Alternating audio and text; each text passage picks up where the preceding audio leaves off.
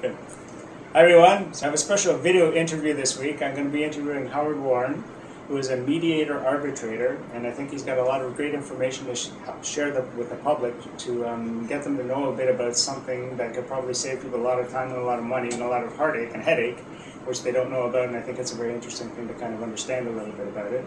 So if you could just tell us, the audience, a bit about what is a mediation, how does that work, and what kind of people do you deal with, and why is it helpful for the public to know about this? Mediation is an alternative dispute mechanism to resolving issues between people, and a large part of what I do is family law related, so it's involved in separations and divorce. Okay. And it's a way of resolving dispute without having to go to court.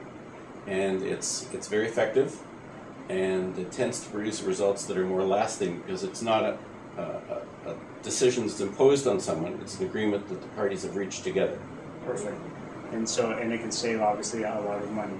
A lot of money, a lot of time, a lot of grief. Grief. Okay. So basically, husband and wife, they're deciding they're getting a divorce. How do they decide why should be mediation? Like, how do they even know to do this? Well, one thing that pushes people to mediation is often having a taste of litigation and what that does to people, because it's very expensive, it's very polarizing, whereas mediation brings the people together and we create solutions. Perfect. So both parties, they might be in the same room, or they might be in two separate rooms, and you might be going back and forth. Either way. If they're okay to be in the same room, you'll do that. Yes. If not, you could actually just go and say, this party is looking to have this, you would go. And they can come with or without lawyers. Okay, so they can have lawyers with them, or they can, husband and wife could just say, let's just do it. Absolutely. Okay.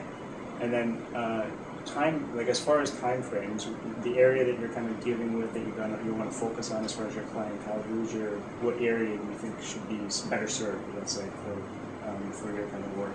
What area of Toronto? I'll go anywhere in the GTA, it doesn't matter. And they can come to my office here, we have facilities, yeah. Or I'll travel to other lawyers' offices if necessary.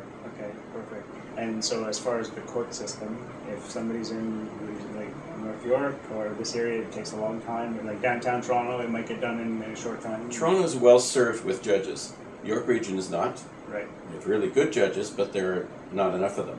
So the system is very backlogged. In the York region. So people in the York region, if you're thinking about doing you don't want to go to court. Right. So if you can get mediation, you could get things done a lot quicker. Yeah. If you want to get to a judge in York Region on a family law case, unless there's a dire emergency, it'll take at least 3 months to get to see a judge. Right. If you want to start a mediation, we can start tomorrow. Cool. So so public watching this is okay. Yeah, unfortunately, you're dealing with something that's unfortunate that people have to go through it.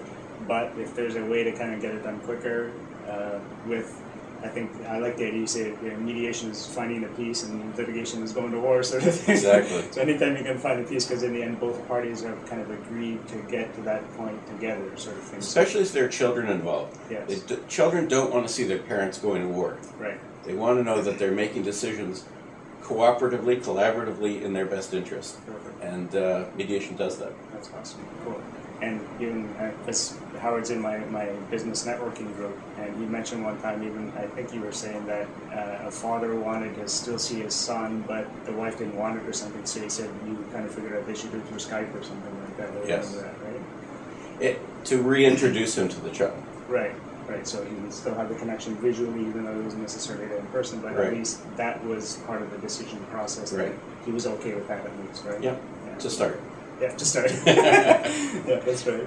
And so the other thing about mediation is it doesn't necessarily just have to be for family stuff. It can be any kind of dispute. So like, two shareholders, even I don't know, like would it be like small claims, like I don't know, somebody gets mad at someone. Employer or something? Mediated them all. No. So what's the weirdest thing you've ever had to mediate? Well, a lot of family law cases get pretty weird at times. Okay. And you hear a lot of strange stuff. But again, if they're coming to mediation, yeah. They've got in mind that they want to resolve a dispute, yeah. And that's a great start. Okay. And we can build on that. Perfect. And then and it's also, hypothetically, if a lawyer is looking out for the best interests of their client, they would actually have how can I say it? Instead of dragging the client out for years in courts, that kind of thing, if they say, well, let's refer you to Howard to do the mediation, and they'll actually have a happier client out of that, right? Happier client with more money in their pocket. Right. So that's always important. Yeah, because just the cost of all this stuff is just... When you think of the cost of the education of the children, you don't want to be spending it on lawyers. That's you right. want to spend it on education. That's right. So do you have, I don't know if you can come up with a number, but is there like a percentage of how much we'd save? Because I'm sure it's very, very variable, right? But It's totally variable. Litigation can take months or years. Mm-hmm. Mediation can take weeks. Occasionally it takes months, not often. Mm-hmm. So it's really hard to say. It really depends on how many issues there are, whether you're fighting over children, for example, Right. and how willing the parties are to compromise. Mm-hmm. Mm-hmm. Right. So if they're pretty rational people, it could be done. But if one party's a little, it might take a little while to Absolutely. a little bit of back and forth. And if you can't mediate, arbitration's always there to back it up. To back it up. Okay, so describe that process. Let's say they're trying to mediate, but one party's just too stickler or whatever. What happens? If the parties agree to mediation arbitration, arbitration's in the background. If the mediation fails, you go into an arbitration, and the mediator, who becomes the arbitrator, then makes a decision as though he or she was a judge. Right. The advantage of that is it really keeps the parties honest in mediation, because they know if they're not being reasonable, that arbitration's in the background, and that arbitrator is going to make a decision. It may not be favorable to them. You might not like it, sir. You might not like it at all. Okay. So if it goes to arbitration, the mediator becomes the arbitrator, and then both sides are sort of like presenting their Evidence. Right? So is there a lawyer representing them to do that at that point? Generally speaking, but not always. There are people who go to court unrepresented now. Mm-hmm. It's scary, but they do. Yeah, so that's a good point, because I know a lot of people are trying to self-represent, like you were saying. It's probably one of the worst things you could do. So what are the biggest, why should people just get that out of their mind to not do that?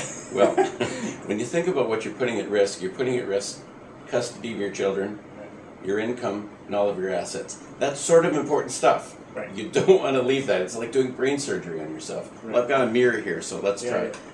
You really need, you're leaving money on the table often if you're representing yourself. Right. And it's just not a good way to go. Not a good way to go. Go with the professionals if that's the best way. So and you also do like a family law. You can represent somebody if they're doing a divorce. And the traditional. I also litigate. Yes. Yeah. So you can just be representing one party in the yes. divorce. And I do that all the time. Okay. And so, but you think mediation is sort of like the way people should kind of. It's a better route. It's alternate dispute resolution is the way to go. Yeah. And mediation is really the best way, in my view.